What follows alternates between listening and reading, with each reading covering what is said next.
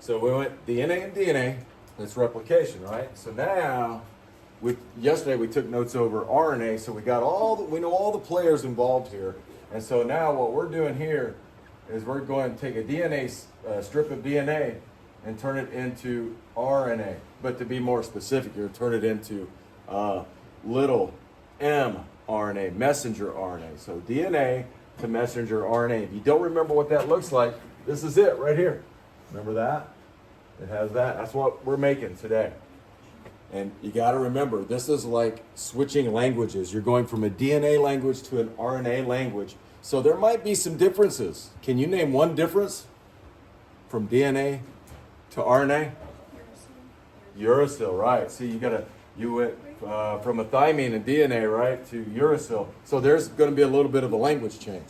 But it's not that hard. It's pretty easy. If you can do the DNA replication, this is piece of cake. Okay? So keep in mind, what we're doing is we're taking just a segment of DNA. Not the whole DNA strand, just a little tiny segment where the instructions for a protein is found. And not that tough. So if you look at the picture, look at the DNA strand. It's opened up and just a little bit of it's being used, and then they're going to close up the DNA after the mRNA, the RNA is made here, and then that'll be it. Now, this occurs in the nucleus. So in the nucleus of every cell, I'm standing up here, it's happening. You're sitting there, it's happening. We don't think about it. And it uses a ASE. Do you remember what the ASE tells you? It's not a sugar, it's an enzyme. And so it's using an enzyme now called RNA polymerase to actually do the building. In DNA replication, it was DNA polymerase that did all the building. But now it's RNA polymerase because, look, it's got to be able to know where the U's got to be stuck in. DNA polymerase doesn't know how to do that. Okay, so transcription. And remember, transcription, it just means message, I believe.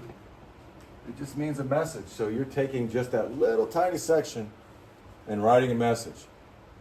I like how the scientists have set this up, because transcription means message. You're making a messenger RNA, so there's a lot of redundancy, a lot of things that you can see and relate it to. Now, kind of a cool thing, and I'm jumping off top. Well, I'm not really jumping off topic, but you see this. What's that say? Ta-ta. Ta-ta. This is thymine, adenine, thymine, adenine.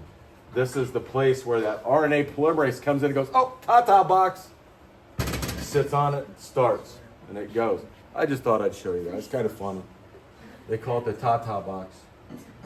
And there's what it looks like happening in the nucleus. You can see the same thing.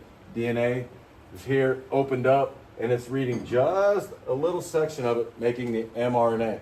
And remember, this is little m. Okay, that's a recipe card, right? That's the recipe card for the protein you're trying to make. So hopefully you're listening and not talking, because I'm dropping bombs.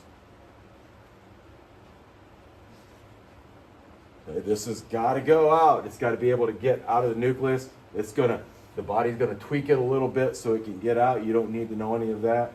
But this is mRNA, so messenger RNA. That's the recipe card. So now it's ready to go somewhere else. Now, here's some bio 2 for you. There are parts of this. There are parts of this that it doesn't need. There are junk parts that it doesn't need. I don't know how many of you ever work with wood. You ever do a wood project or anything? You know that knots in the wood make it weaker. And so you want wood that you might have to cut knots out, right? And so when I do some woodworking, if I don't want the knot in there, I've got to cut it out, because sometimes it just doesn't look good and it weakens it. And so in that messenger RNA, before it can even become a protein, there are junk parts that got to be taken out. And again, we don't have to think about it. The junk parts are called introns. They're junk. It doesn't like him. It gets rid of them, so it cuts them out. And again, this is all that. Once it's made, it starts turning it into that protein, that messenger RNA that can actually make a protein. So this is your mRNA strand. There's the sections called introns, the white sections here, the light blue. They pump them out of there. They take them out, and they're removed. This shortens it a little bit, and then the exons, that's the one it keeps. That's the gold part. And I say gold because we like gold. Gold is like treasure to us. And so once it's left, all the exons are left over. That's what's kept. Now you have an mRNA strand. And this would be considered a mature, like me, like Mr. Stevens, like Mr. Marlowe, mature. I'm talking gray-haired, older. Anyway, you get it. So that was RNA to protein. Oh, now, I forget. And I've got to hammer this. So there's your RNA strand. Do you remember what the 3-letter grouping is called in an mRNA strand? It's like a code. Oh, you don't remember. So it's good that I stopped. Say it. Codon. Yeah. So this is a codon. Let's do this. I'll just write, here's your codon. So what's the opposite of a codon? Anticodon. So help me make an anticodon. I'll put anti down here. And I'll put codon just so we know. What goes with a C? Always. Always. Hopefully you're getting this. You're writing this. G.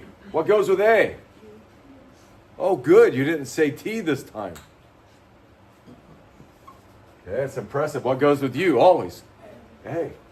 So there's your anticodon. And you're probably going, man, what is this stupid stuff right here? I'll show you tomorrow. And it'll make a little more sense every day. Okay.